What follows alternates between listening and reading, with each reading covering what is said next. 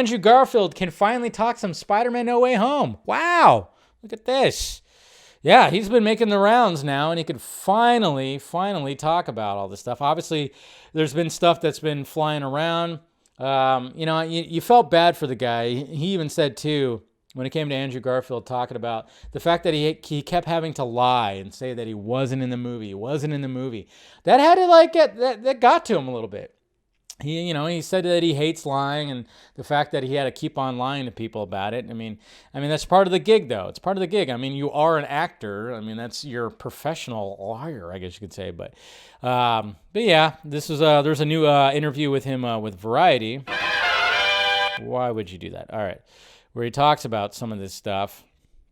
And he says, starting simple, why did you say yes to No Way Home? I wasn't expecting to ever have a conversation again about potentially playing Peter Parker. I felt very excited to be a fan again, but I got this call from Amy Pascal and Kevin Feige and John Watts with this idea. I was immediately undeniable. It was immediately undeniable. It sounded incredibly fun, incredibly spiritual, trippy, and thematically interesting. On a base, as a Spider-Man fan, just the idea of seeing 3 Spider-Men in the same frame was enough. The pitch was really, really exciting. They said you played this character in your way, and what would you want to explore if you had the opportunity? If you were dumped into this other universe and faced with this younger you and this older you, how would you respond? We talked a lot about mentorship. We talked a lot about brotherhood, and I love that line in the movie. He was like, "I always wanted brothers." God damn it! There's just something about his Peter Parker that just touched everybody's hearts. We talked a lot about brotherhood and about what it is to be the older brother, younger brother, and the middle brother. There's also a thing of seeing someone you love walking down a path that you've already walked down, and it doesn't lead the place where you ultimately meant to go. Obviously, talking about Holland's Peter Parker. The character is isolated in his emotional experience and physical experience, but what happens when that aloneness gets blasted open and you come to realize that you've never been alone and there are other brothers going through the exact same thing?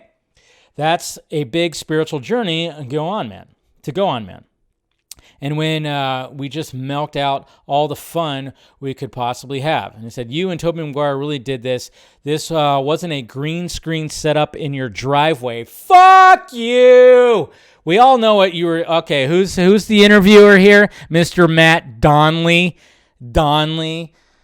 Are you trying to make a little jab at Zack Snyder there? I don't know. Maybe I'm looking a little too into that, but I don't know. The fact that he said, this wasn't a green screen setup in your driveway.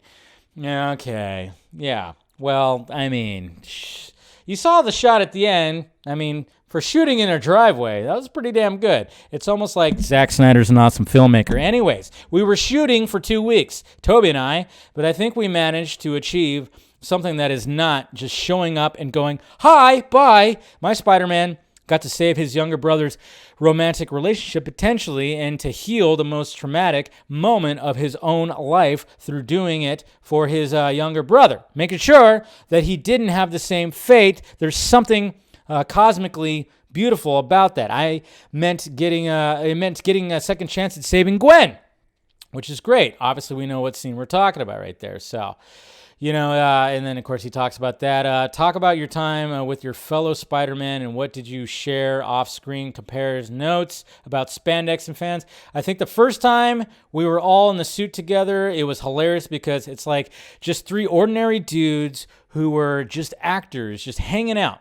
But then also you just become a fan and say, oh, my God, we're all together in the suits and we're doing and pointing things. Yeah, and doing the pointing thing, obviously. There was talk about going into the bathroom and, patting around the package. What? We talked about what worked for us, what worked for each of us. Tom was jealous because I have little zippers in my suit, and I can get my hands out very easily to work his phone. He had to use his nose. Jeez, these costumes are just so restrictive because he couldn't access his hands. Stop jumping around here. Okay, we have, Let's see what it says. To work his phone. Yeah, we would have deeper conversations too and talk about our experiences with the character and have Amy Pascal there who has seen through 9 movies, including Spider-Verse. It was a revelatory experience for her, realizing how much life and time she'd given to the character. That was a beautiful and profound. There's a line I improvised in the movie, looking at Maguire and Holland. I tell them I love them. That was just me loving them. So yeah, that was another thing that was revealed too when it came to this interview, was the fact that, when he says, I love you guys, and then of course they react like, okay, interesting. Apparently that was improv. Again, Andrew Garfield. Gotta love this guy. But I love the fact that he could finally just get it all out there, all his excitement and everything. And I didn't need that. I'll get the wrong thing. But also I wanted to look at Box Office Mojo right here. So let's look at the box office where it's at right now too when it comes to Spidey No Way Home, because that's what everybody's talking about right now. Look at that. It's almost at $2 billion. It's at 1.5 right now. 1.5 billion worldwide, guys. Look at that. And it's, and look at how close it is when it comes to domestic and international. So we got 56.5% of the box office earnings is international and 43.5% is domestic. So that is good. That is good. Yeah. Now there's Tobey love. Don't worry, Andrew. There's Tobey love. I think just, a lot of us just kind of dig Andrew Garfield just a little bit more. There's something about, maybe it's just because he's he's the middle child, like he said.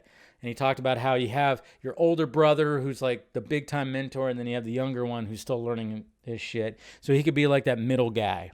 I think there's still plenty of love for Tobey. There definitely is. But yeah, right now it's at 1.5. So I don't know if they're going to release a director's cut, if they're going to release an extended cut of Spider-Man No Way Home, you better believe it's going to cross 2 billion, right? And I think that's probably what they thought about. That's a little bit of a, business decision. It's like, all right, we're going to release the initial movie that's 2.5 hours. And now we're going to have an extended cut that I don't know how long it's going to be. If it's going to be like 240, 245. I don't know if it's going to start knocking on the door of 3 hours. I doubt that. But you release an extended cut in the movie theaters, movie's going to make 2 billion. Movie's going to make 2 billion. It will. I'll go and see the extended cut. Of course, I think you guys would too, right? Kind of smart, but it's just geez, soak up, squeeze as much out of this as they can. So, yeah, I think it's gonna. If they do that, definitely it's gonna be.